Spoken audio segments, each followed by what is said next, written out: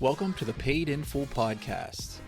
I'm Devin Fadul, and in this show, I sit down with creators of all stripes who have decided to follow their passion and carve out a unique path to success. My goal is to dive into their stories, learn about their philosophies, and share their hard-earned wisdom. My guest today is Michelle Varghoose, a podcaster and writer, and basically the next big thing on Substack. In this chat, she opens up about the joys and fears of creating online and starting a sabbatical, and her interesting approach to dating. Michelle is this rare combination of thoughtful and smart that I just love, and I think it really comes out in our conversation. So with that, let's get to it. What are your thoughts on having an audience now, and some of the downsides of it specifically? Yeah, so I'll answer that in two parts. I think the first thing is I'm surprised at how positive of an experience it has been. I don't know if I thought that much about like what my interactions with other people would be, especially since my sister and I started with like our Build a Wealthy Spirit podcast, and podcasting is its own marketing beast. Like you really earn every listener with podcasting. It's not as easy to, just throw a link up somewhere and get people to listen because it's just a bigger time investment. That being said, the trade-off is that I think people who listen to your podcast, those are like really true fans, great fans. It makes a big impact. So it's a really cool thing to undertake. So when I moved into writing, and I think just having that experience, really leaning into like going on Twitter and promoting my stuff. Like I recently wrote about this as well. I wanted to make sure like with my writing, like I'll lean into it. Like I'll share it. I will tweet. I will do all these things that I was actually pretty anti-social media before all this. So it was a big change for me. And I would never have thought that I would be having so many conversations with people who I never met. They're just people who I connected with on Twitter. They sent me a DM. They usually say like something nice or personal about my writing. So it's not like there's nothing there. But it is crazy. Like I've had so many conversations with people. Like we met that way. I've met just like a handful of other people who are in Find the Others now, people who have joined other parts of my community. And I don't think I've had a bad conversation, honestly. The nice thing about writing and sharing your stuff online is that you're attracting the people that are very like you or that are attracted to your work. That's why I think it's very important to also be authentic online, because you're almost putting out this lighthouse and you want to make sure that the people that are coming to you are people that you would get along with or that you would want to have a conversation with. So I will say in that sense, it is very net positive. Like I haven't, knock on wood, had a bad interaction. The flip side of that is that the one thing I didn't realize is that it's really important to be cognizant of your energy levels, be cognizant of like what you enjoy doing, because I was starting to have all of these calls, so just say yes to everything. And my schedule was getting filled up. I was feeling very burnt out at the end of the day. I wasn't really as focused on my creative work, which is my North Star. Like that's the thing that's really important to me. And so I had to like take a step back and be like, okay, I have to respect my own calendar.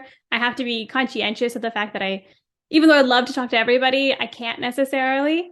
And it's hard because like you have these conversations and you see how it impacts people. And so you almost want to lean into that. But I had to admit, like, this wasn't my thing. Like, as much as I was happy to encourage people and do those type of things, I wasn't like, oh, this is my life goal. I was like, no, I like writing and I like podcasting and I like my creative work. So I try to balance it a little bit more because I think what actually ends up happening is your time can be monopolized by things that aren't necessarily your main thing.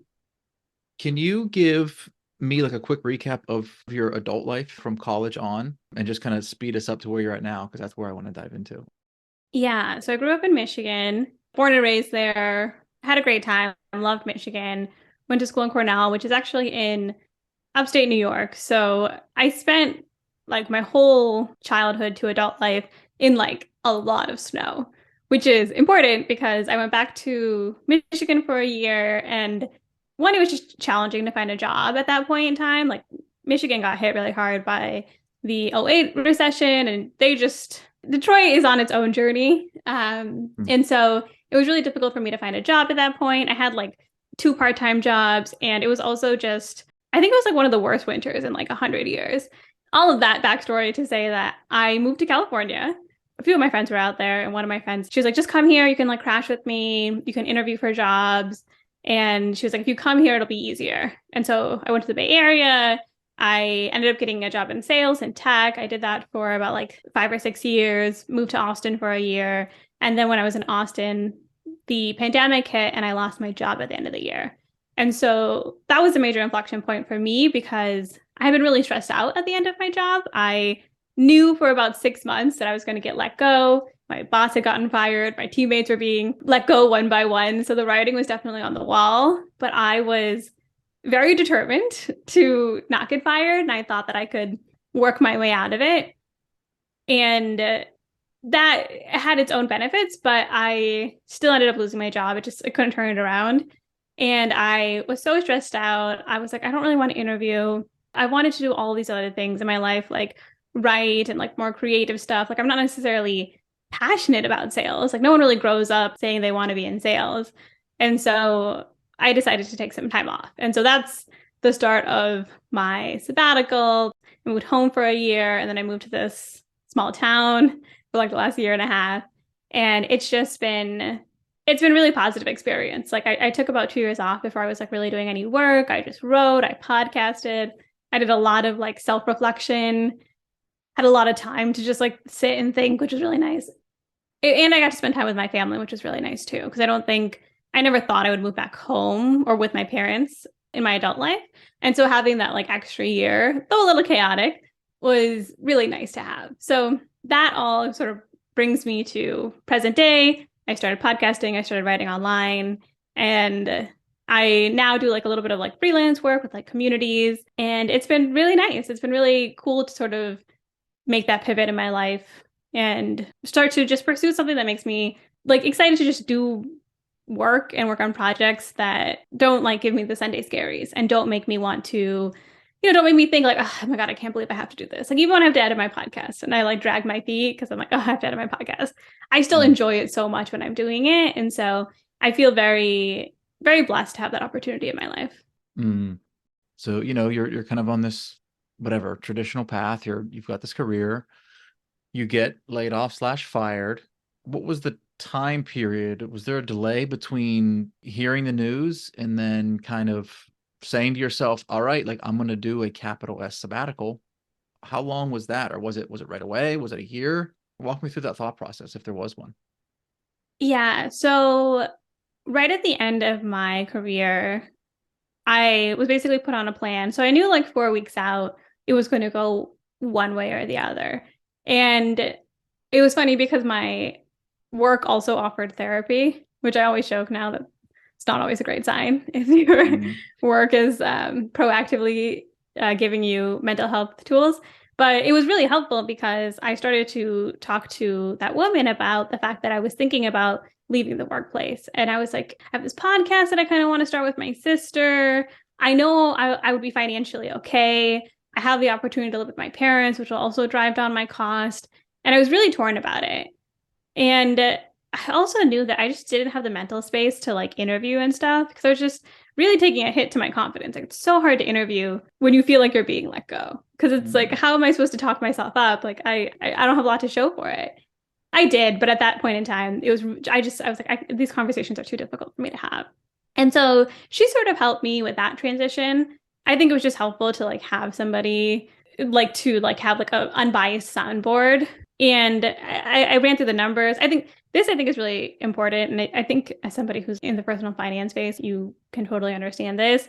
It is really important to like look at like how much money you have saved up, how much money you have like invested, and like just really see like how long your runway is.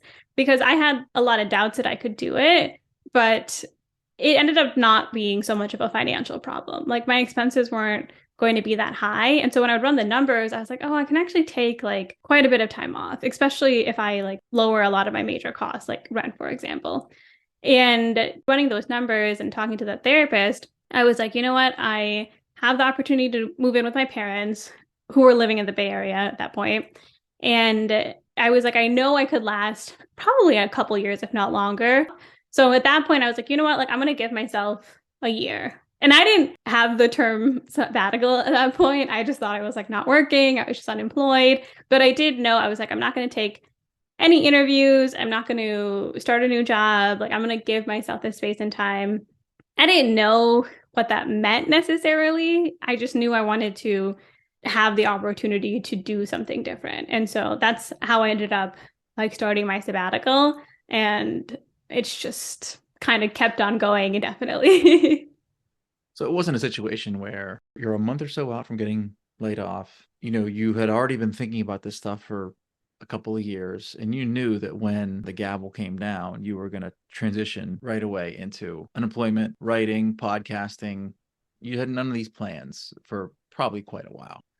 No, not at all. And the funny thing is, like, had you told me in that moment when I was, alone in Austin making these decisions, if you would have said, oh, in 2 years, you're going to live in the desert in the middle of nowhere, you're going to not be working, you haven't worked for 2 years, I would have been like, I don't know if I want to do that. That doesn't sound great to me.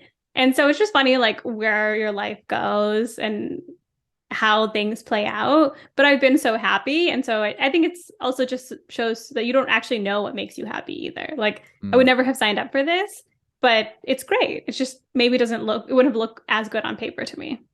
Yeah, a lot of this is resonating, especially the running the numbers thing. I have a lot of these conversations, and it's not so much kind of like sabbatical analysis, pre-sabbatical modeling. Maybe there will be a name for it one day, I but like that. it's two things. It's can they adjust their lifestyle down significantly? Yeah. And then it's another thing, which is all this anxiety that they have and most young people have with retirement.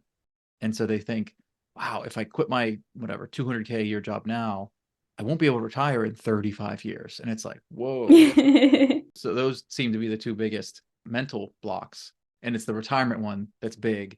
And I guess I'm just curious on like, how are you thinking about that now? And like, so where's Michelle in, I don't know, 2 years? Yeah. The dream is to keep doing what I'm doing and just have like the money flow in. That's like what I manifest. I'm like, okay, that's like how I try to structure my life now. I'm like, every day, am I living the life that I want to live and doing work that is like inspiring to me and something that I feel very aligned with me. And sort of the bet that I'm making is that that will pay off. And I'm just maybe not 100% sure yet. Hey guys, just a quick break to let you know this podcast is sponsored by my company, Adda Financial. You hate personal finance, and rightfully so. Let Adda handle the boring stuff, like investments, student loans, and insurance, so you don't have to. To learn more, check out the link in the show notes or go to addafinancial.com. Now back to the show. I do want to address what you were talking about too, about this. You're talking how a lot of your clients, they honestly reflect a very similar bio as my own. Like I got really lucky. I started in tech and in sales at a time where the company I had been working with for 5 years, like just blew up. Like they were doing great. And I really benefited from that. And I had a really positive experience too. I really enjoyed working in tech and I really enjoyed my coworkers and the perks. And it's just such a different life than my parents. And I feel like a lot of people can relate to this, where it's like my parents immigrated to this country from India. They were working different jobs trying to make ends meet. When the recession hit in Michigan, like my dad lost his job. And so a lot of the scripts I had around not working were negative. It's like you can't provide for your family. We became a single income household. It was difficult to find another job. And it's just that was the only thing I knew. So the thought of taking time off to do my own thing was very like it just didn't occur to me until I lost my job, quite honestly.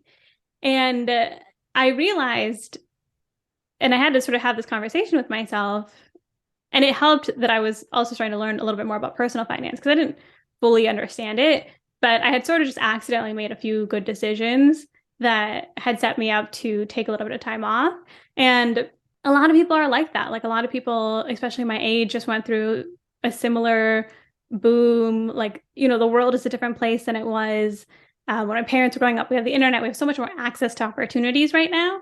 And it's hard though to like make that jump. Like people always ask me like, how do I quit my job? Like I wanted to do it. I'm ready, but it's like so hard to make that final decision. And I was like, well, I was fired, so I can't tell you. I like dug my closet, right? Like I was like, I'm not leaving this job. Like even after I had that conversation with my manager, I would still show up to every meeting and be like, I'm still here. Like I'm not leaving. And so I understand like why that's so challenging. And I think it is partially because, at least for myself, the idea of like a sabbatical, like I joke that that's like the greatest rebrand, but it is true because I think it's easier to wrap your head around this idea of like, okay, I'm just taking like an unpaid break versus like, okay, I'm going to stop working and then I'm not going to be making money. And that just like really puts you into a scarcity mindset. Do you think you would have gone on a sabbatical anytime soon if you hadn't been laid off? I mean, maybe in the sense that maybe it was inevitable, but I don't think so. It was not on my radar at all.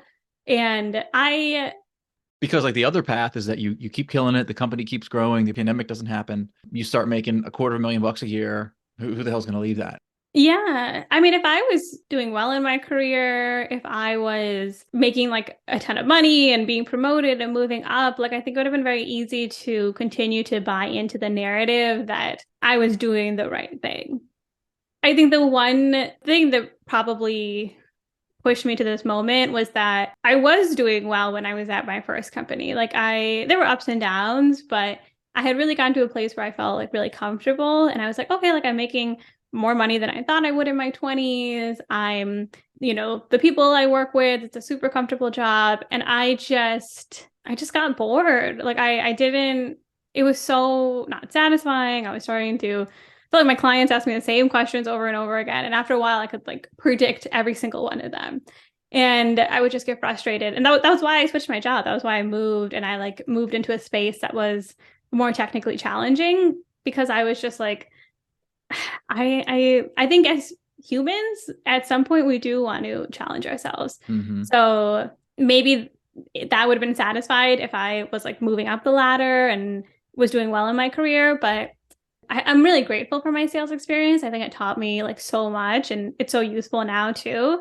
But at the same time, like I never was like, this is my calling. This is the most amazing thing I've ever done. I just sort of just like was drinking the Kool-Aid and going with it. I was like, okay, like this is sales and it pays my bills and I can go and enjoy my life.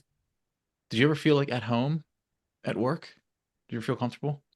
And I say that in the context of I had a 15-year career across 4 companies, and I don't think for one day I felt like I could be myself. But that's just me. Mm. That's not really a statement on the corporate world. I just wasn't meant for it. And I knew that pretty early on.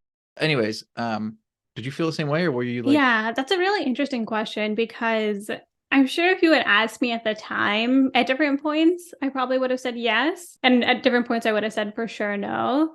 But I think the truth is that, especially for me, like I'm not someone who's like the most confrontational and I want to get along with people and I want to make things work for people. Like I wanted my bosses to be successful. I wanted my company to be successful.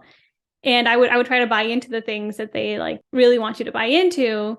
But at the same time, I feel like I always in the back of my mind, I like knew my work wasn't that important. And that's where I think the like performative aspect starts to kick in is when I would be like, yeah, this is really important. Like people need their software, people need their advertisements or whatever it is for all of this stuff. And like COVID really put that in perspective for me because one, I was sort of moved into this role of being inessential, which I was like, yeah, that's true. This is inessential. Like I don't think this is the most important thing in the world. And my mom's a nurse and my sister's a physician assistant. And so to see just what they deal with, right, day to day, like I think that always like put in perspective to me that like my job wasn't, not that my job wasn't important, but like I actually had this conversation once with my manager. Like we were trying to work through something and he was like, yeah, like he's like, this job is really stressful. And I was like, this job isn't stressful. I was like, nobody dies. Like it's not that bad. And I think that's where I felt like I felt like I just couldn't get aligned. Like I was like, you know what? Like I'm happy to be here. I'm happy to get a paycheck. I'm really grateful for anything good that this job gives me. But I can't pretend that this is the most important thing in the world. That seems maybe obvious, like when you're thinking about it and to say, but when you're in these companies, they tell you that they're changing the world. Like this is the most important thing. This is the future. And it's like, yeah, this maybe it's the future, but like there's a lot of other really important stuff going on in the world. And I think that's where it was like I was happy and comfortable, but I just like really wasn't buying into the mission or like what I was really doing. Here, here. My biggest thing of all the crap that I was saying was that nothing that I was doing, not for 1 minute, was worthwhile. Hmm. It was all just various levels of bullshit. And I say bullshit in Yes. like the corporate sense, right? It's the guy that wrote the book. Graeber? Graeber, David Graeber, yes. Bullshit jobs. Yes. Yes, good call. So what are you doing now? I mean, your primary focus is Substack and your podcast, I believe, right? Yeah. Do you have a preference? Like I think you love both. Yeah. Do you love one more? It's like I feel like picking your favorite child in a way. I will say Substack and my podcast are like my number ones, and like Twitter is a far, far second. Like I see social media as a tool to connect with people and to promote my work and share my work. But Twitter could go by tomorrow and I'll just figure out something different. Versus when it comes to like Substack and podcasting, they have different advantages because like the podcast I do with my sister, which is like a really rewarding experience, and it's really cool to have a project with her. And we've been doing it for so long. And then my writing, the cool thing about writing, one, I think I came to it with a little bit of experience, so that sort of helped me with my trajectory. And it also like it's just so much easier for people to read it and like hit respond and like send an email back. So we get so much positive we I get so much positive feedback on my writing, which is like really, really cool to see. And yeah, I really love like being able to express myself. But I would say like the thing that I really love is having the opportunity to be creative.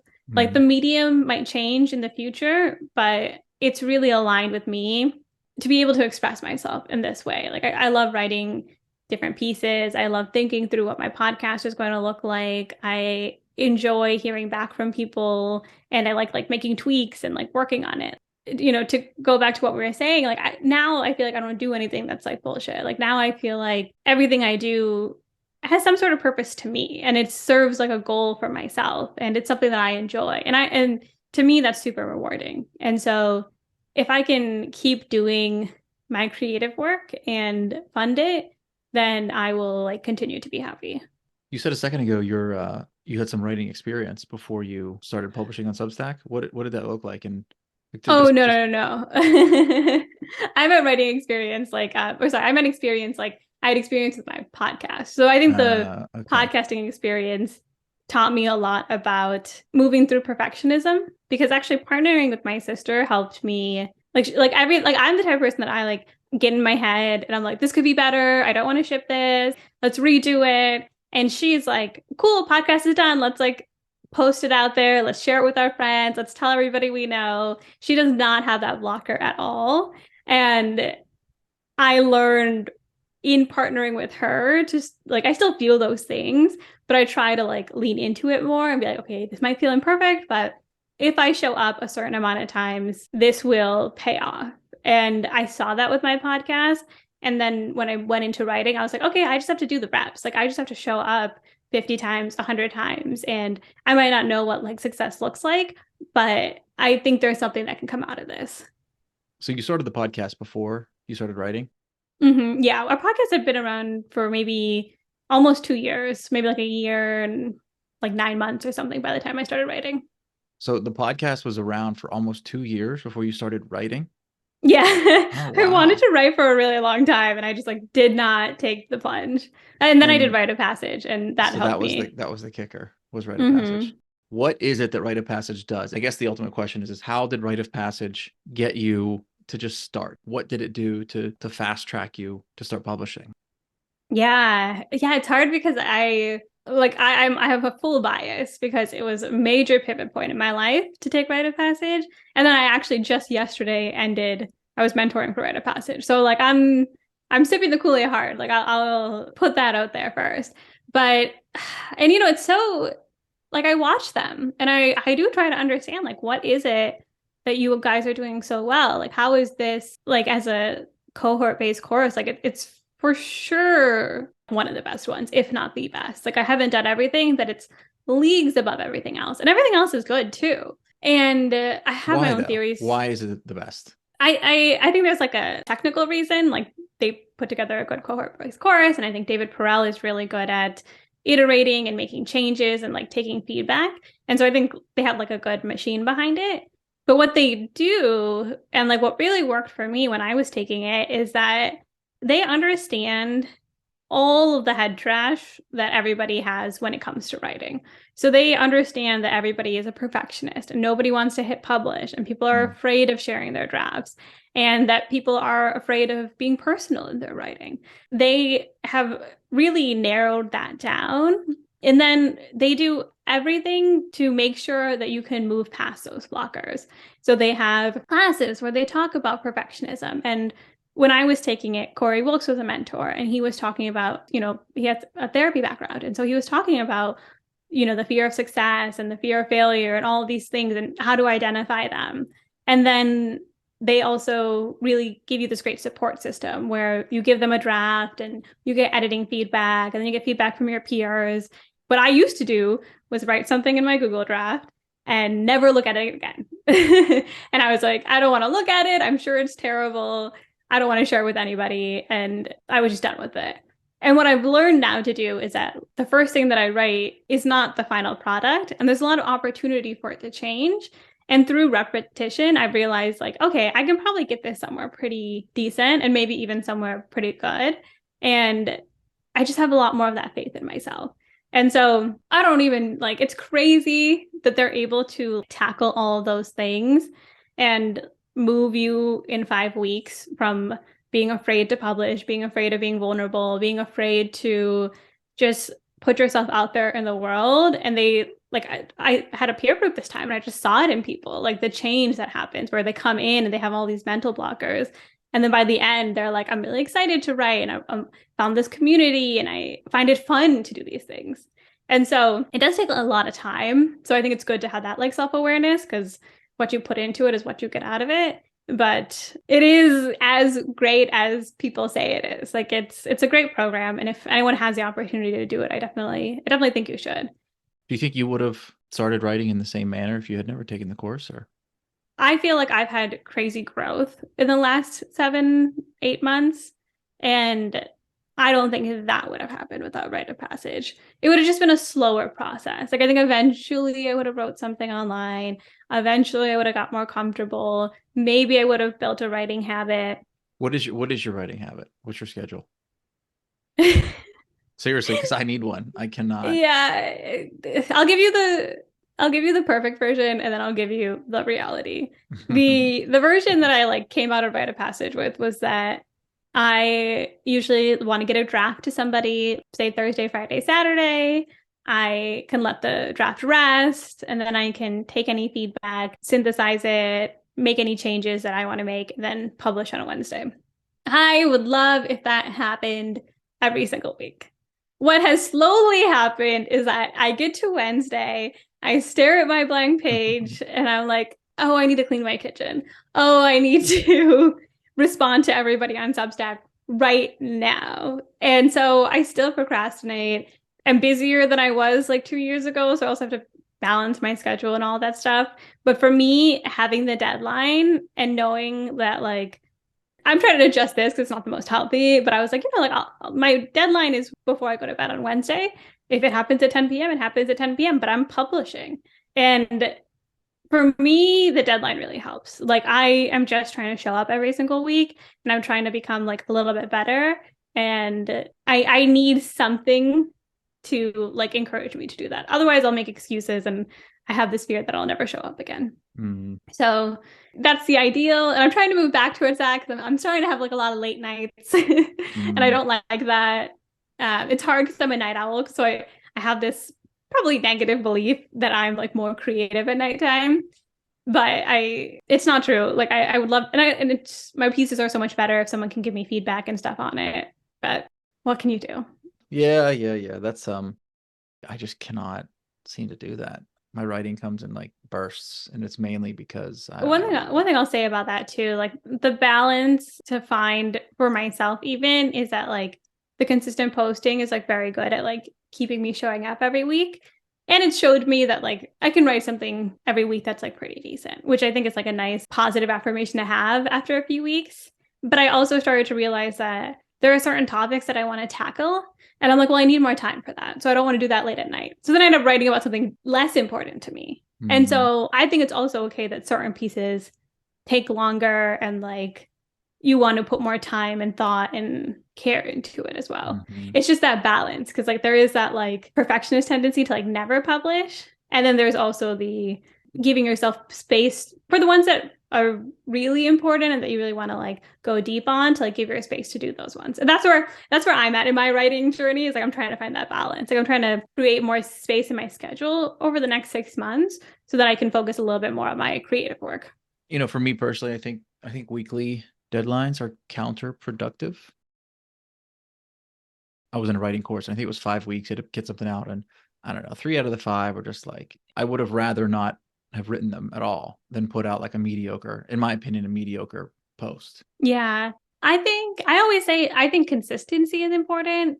I think you define consistency for yourself. Like I think both not only just in terms of like the work that you're putting out, but also in terms of scheduling. Like some people, like if you have a lot going on in your life, writing every week or writing a bigger piece every week, or even some people do daily. Like daily I couldn't do.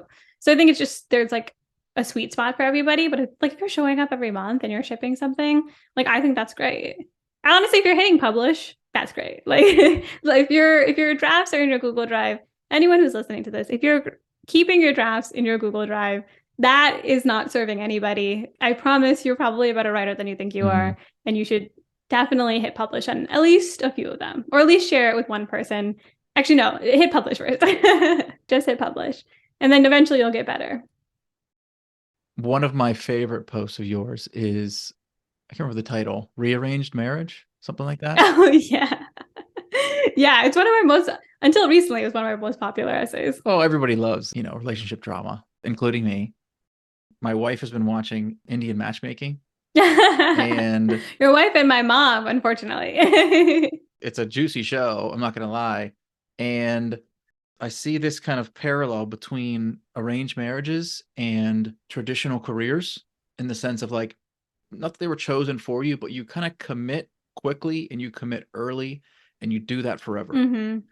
And you've written about this with your parents, and I've seen this written elsewhere, the benefits of an arranged marriage, where, okay, maybe you didn't get to choose, but for whatever reason, arranged marriages seem to have a higher success rate than, let's just call them romantic, Western style marriages. And in the same vein, we have these careers where in the 50s, 60s, 70s, whatever, you were kind of forced into something, whether it's a factory job or an office job, and you just did that and you never left. And we've flipped the script today where you have a million options. And what I see when I lift up 35,000 feet is it seems like people are just more contented. I'm not going to say happier, but just contented, more at peace. And today we're so discontented. And I can't help but think there's a connection there. Yeah. I don't know. No, that's such a good comparison because I think both of them reflect the paradox of choice, where all of a sudden it's not only that we have more options, but we also see more options. Like it's not even when it comes to both dating and jobs, you could just go pull up a website, pull up an app, and go through 100 jobs, 100 people in a day. And it's funny because when I started my first job when I was working in tech, I was really happy there. And I used to say, because you kind of hear this when you're working, that you should change your job every so often. And that's the only way to get a raise. And that's the only way to get promoted. And those are the best ways to do those things. And I remember just telling my friends, I was like, my parents were in the same jobs for 25 years. Like, why can't I do that? Like, why do I have to switch companies? Like, if I like my company, I want to stay here. And there's so much external pressure, I feel like, to constantly optimize and to make the best decision. And I think when it comes to like decision making, there is a lot of studies that show that like more choices don't necessarily make us happier. And a lot of times it can actually bring out the worst parts of us. That being said, I don't want to accidentally glorify arranged marriages either, because despite the numbers, there's also a lot of, culturally, especially when I was growing up, like you just didn't see people get divorced in the Indian communities. And it was very difficult for the people I knew who were in relationships and wanted to get a divorce, even in the US, like to do so. So there's also just a lot more cultural pressure, which probably is changing in India and stuff like that. But I think there's also just like a different relationship to things like divorce. And then the mentality is very different too. Like it's a very practical mentality when it comes to marriage, which when I was writing that piece was something that I was reflecting on. Was I think sometimes now in Western culture, we want our partner to be everything. We want to be like head over heels in love immediately when we meet. And then you add in the fact that you can just swipe to meet the next person. And, it's hard to build a life around that. So with my own dating life, I won't go into all of the like theories about dating and all of that stuff. And so for me, actually, like when I was younger, like in my early 20s, I was in like a series of relationships. Like I had 3 boyfriends, dated them for like multiple years. Like by the time me and the third one broke up, like I had been basically like a serial monogamous. Like I had gone from boyfriend to boyfriend. And I really thought it was important for me to be single. And so I was like, took a year off of dating. I wanted to give myself some space. And then I like dated casually after that, but I was never really that committed, I think, to finding someone and like settling down. And I was in San Francisco at that time. So like the culture there, like a lot of people aren't in relationships. People aren't necessarily married and having kids, like even in their 30s. Like people joke that there's no children in San Francisco. And it's like true. Like when I moved to Austin, I was like, these places are so kid friendly. I don't understand it. And like all my coworkers were married. I was like, wait, but we're all the same age. I don't understand what happened. So I do think the city that you live in can really affect how you view those things. And then I think I'm a little bit like I've self-reflected on this. And I do think I'm like a little bit avoidant. Like it's hard for me to want to be in like a long-term relationship. Like there's a point, like sometimes I'm like, oh, like let me prioritize my career, let me prioritize everything else instead of like opening up to a person and having tough conversations and like moving past the early stages of dating into like a serious relationship. Even though I had that when I was younger, I don't know, when I was young and dating, it just sort of felt like it just kind of happened still. It wasn't really like we were having like major conversations. So after I like stopped working and I kind of have refocused my career and like I feel a lot more just like mentally in a better place. And like you don't need any of these things is what I'm realizing. But I like had all of these excuses. I was living at home. I just wasn't doing any dating since the pandemic. As I've been like getting older and like my goal, like I would like to have kids and start a family. And that's the reason, which I'm assuming is what you were thinking about, like why it's like top of mind, is I was like, okay, like I don't necessarily feel like I need to rush anything, but if I don't make this a priority, like no one else will, right? Like I can't be like not dating, not talking to anybody, not really putting any effort into this, and then like be surprised that nothing is happening. So I just really wanted to take more ownership over my life in that sense and like open myself up to dating. And like, because I live in a small town, like I'm not really trying to like date someone here and like settle down. So I wrote this piece based off the fact that I went to my friends and I was like, okay, like you guys know I'm single. They were all in relationships. And I was like, I want you to like set me up with someone. I've been saying this to you. I know all the people you do. I know we've like have dried up in this area, but I was like, I'll give you $1,000 if you match me up with somebody. If you match me with my husband, I said by the end of the year, then I will like give you $1,000 like on my wedding day. And all of a sudden they had friends of friends. Oh, I thought of this person. And so I just kind of like opened myself up more to the idea of like being set up. Like I've never really done that before. And then I thought it was kind of funny, so I wrote about it. And I was reflecting on how asking my friends to set me up is not so different than the arranged marriage that like my parents had. Like my mom met my dad. I think his sister and her cousin knew each other, and they like knew they were both looking to get married. They introduced them, and then 2 weeks later they got married. So, and my parents are ecstatic that I'm just trying to be more aggressive about finding somebody because they want grandkids sooner than later. So how's it been going? Not bad.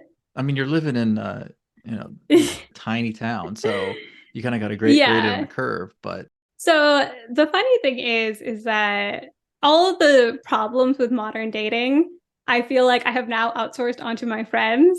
Basically, I've been telling like a couple of people have approached me and they're like, oh, I know somebody.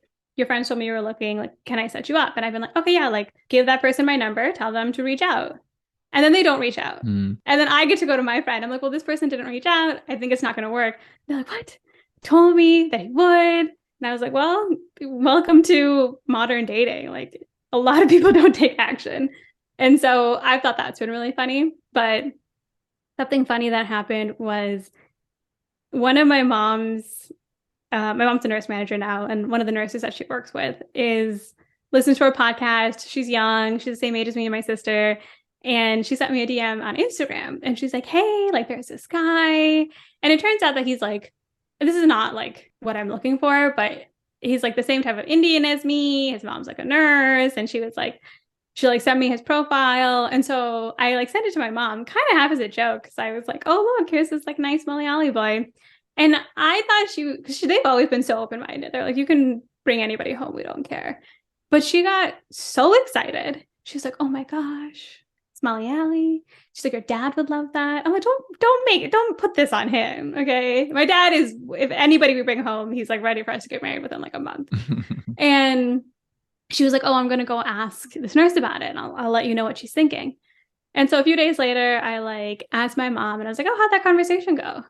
And she was like, oh, she's like, she comes in, she's yelling at me. And she's like, oh my gosh, why did you follow him on Instagram? And my mom, after I had sent him the profile, accidentally clicked follow on his profile. And what makes it worse is that my mom, for whatever reason, she's older. She refuses to use her own name on Instagram. So she actually uses my dad's name. And so this guy went to this girl and he was like, I think your friend's dad started following me on Instagram. And my mom is just telling me this story and I'm dying laughing. Like, I think it's so funny. And again, like, I feel like I've outsourced my problem, my like invasive parents to this woman. And I was like, now if she gets it, I'm like, you act like you're so chill, but as soon as I sent you an Instagram profile, you couldn't help yourself.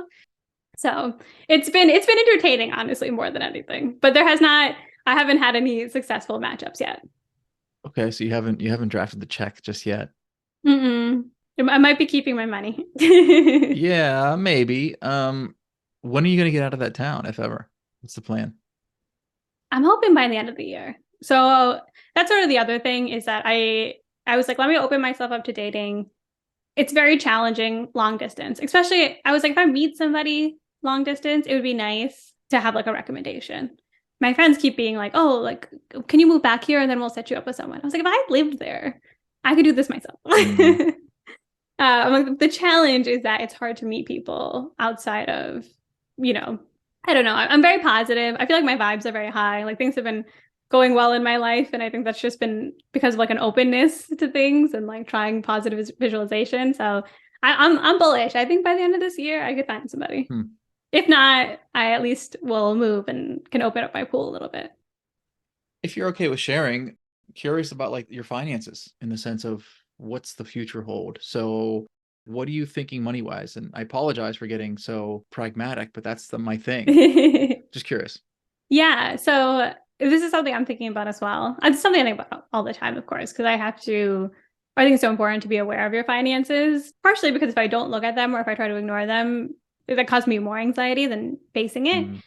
And I think there are a few things there. One, I have been living in like a low cost of living area for the last year. I was able to live with my parents 2 years ago. So my expenses have been really, really, really low. And my lifestyle is not too crazy. But I do want to move to a city. Like I'm ready to kind of move on with my life in terms of moving out of my like Thoreau Walden period and being a real person in the world. And so I do want to make sure that I'm financially secure in making that decision, which in theory I am. Like honestly, like I still have savings, I've still invested, I've never purchased a house, I don't have kids. So it's not like those are the big things, right? Like if I had to pay for something like that, like it would change my finances a lot. But what I found, which has been really nice, is that my creative work, I would love for it to make as much money as possible. That's like definitely, I think, a long game though. But it's brought me opportunities that I wasn't expecting. Like I didn't think I'd be working at all this year. Like I didn't have any intention for it.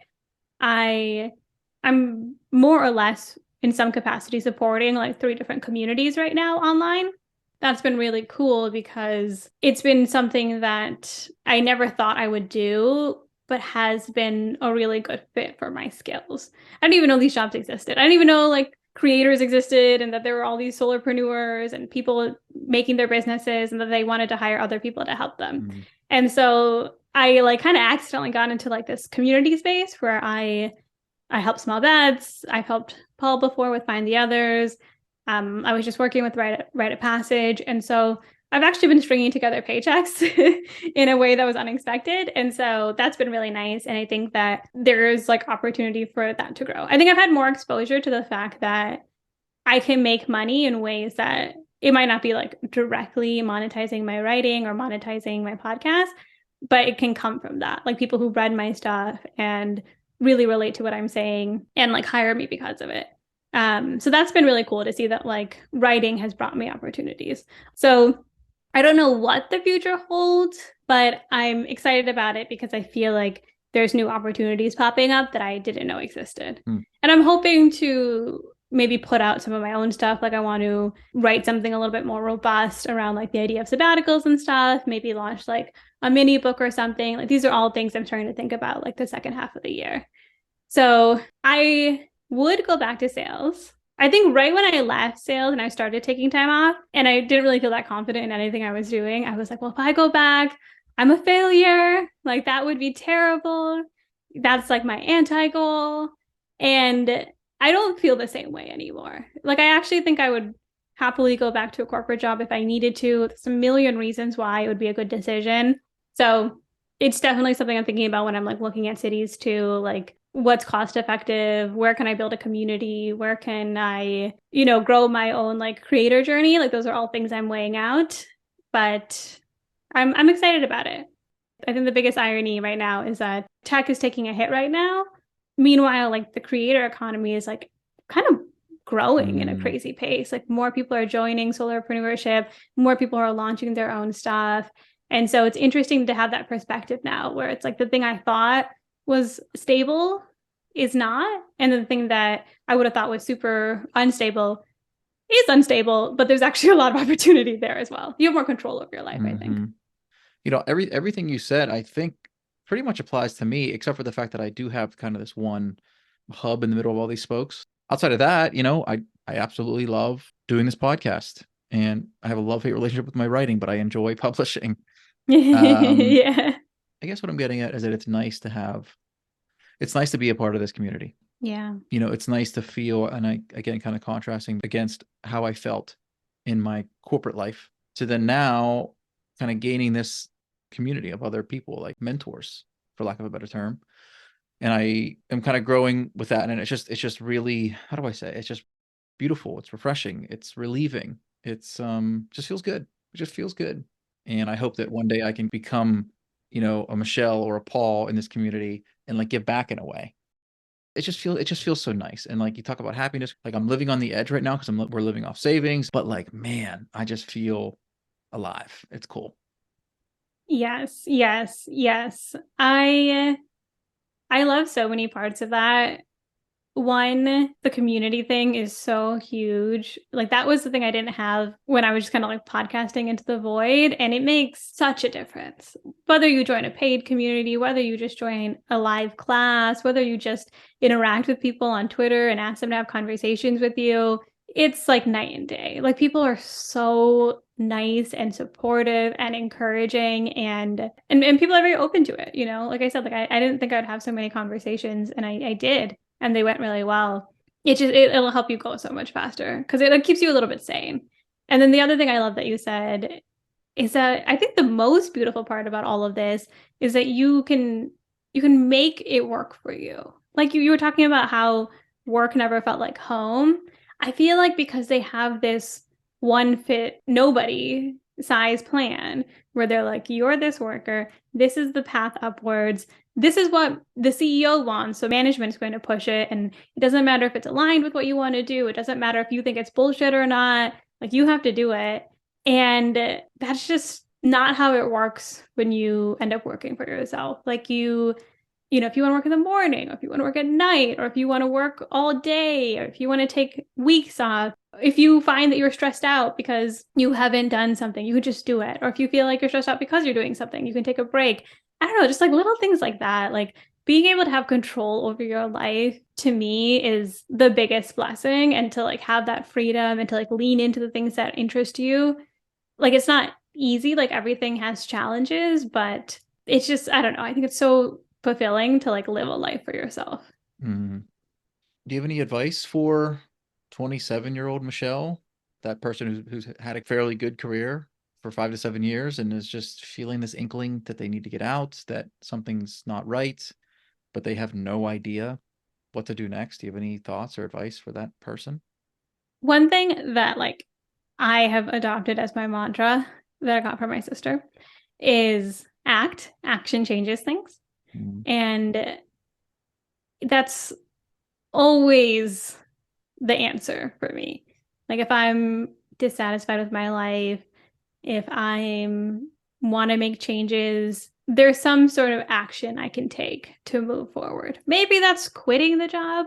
Maybe that's just investing a little bit of time into the hobby. Like you have to make it fit for you, but action changes things. Like I think for myself, I spent a lot of times thinking about things. I spent a lot of times asking other people for advice. And at the end of the day, like you really need to tune into yourself and take action.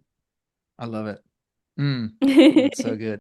I'm trying to think if there's some sort of a quote action. There's one I like recently that I read. I think it's from Theodore Roosevelt, and it's something along the lines of the first best thing you can do is the right thing. The second best thing is the wrong thing, and the worst thing is nothing. And I think that's something I turn back to when I'm like, you know what? Like, I'm so afraid of making the wrong decision, but that's the wrong mentality. Like, there is no right decision. You don't know what's right or wrong when you're doing it. Like, life only moves forward. But if you're taking action and moving towards something, that'll get you so much further than doing nothing. It's such a good quote. Creation is just not, it's not going to come to you. You have to act. The simple act of sitting at the desk and putting pen to paper, even if it's just scribbles, something will come from that. So yes, that resonates a lot. Yeah, because like in the financial world, right? Like your dollar compounds over time if you keep showing up and you keep investing it and you let it grow.